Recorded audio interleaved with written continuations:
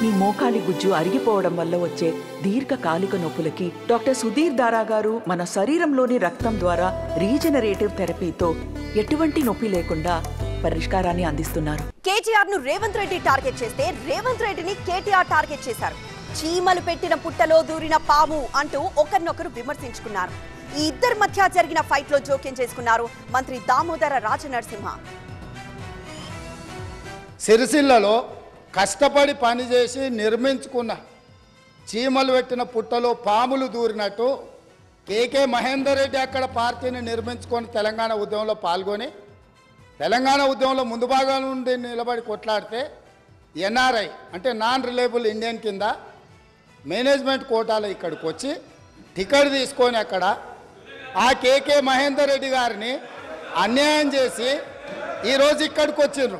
ఎవరు అధ్యక్ష అచ్చోసిన అంబోతు చీమలు పెట్టిన పుట్టలో దూరిన పాము.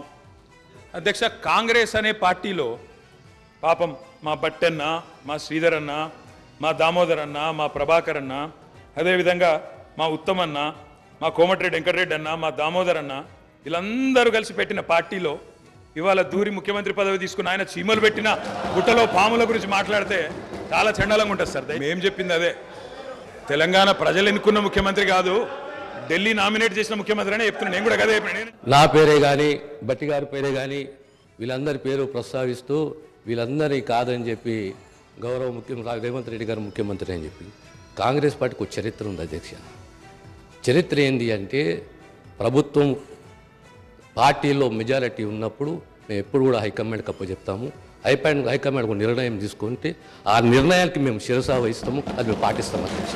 ఈ సంప్రదాయం అనేది కొత్తది కాదు అధ్యక్ష. తెలంగాణ రాష్ట్ర ప్రజలు కూడా తెలుసు కాంగ్రెస్లో ఈ సిస్టమ్ ఉన్నది, ఈ ఆనవాతి ఉన్నది. ఖచ్చితంగా కాంగ్రెస్ పార్టీ ఈ ఆనవాతి పాటిస్తుంది. ప్రతి ఒక్క శాసనసభ్యుడు కాంగ్రెస్ పార్టీ నుండి హైకమాండ్ని గౌరవిస్తాడు, హైకమాండ్ ఒక నిర్ణయాన్ని గౌరవిస్తున్న విషయాన్ని తమ ద్వారా గౌరవ సభ్యులు తెలియజేస్తున్నారు అధ్యక్ష.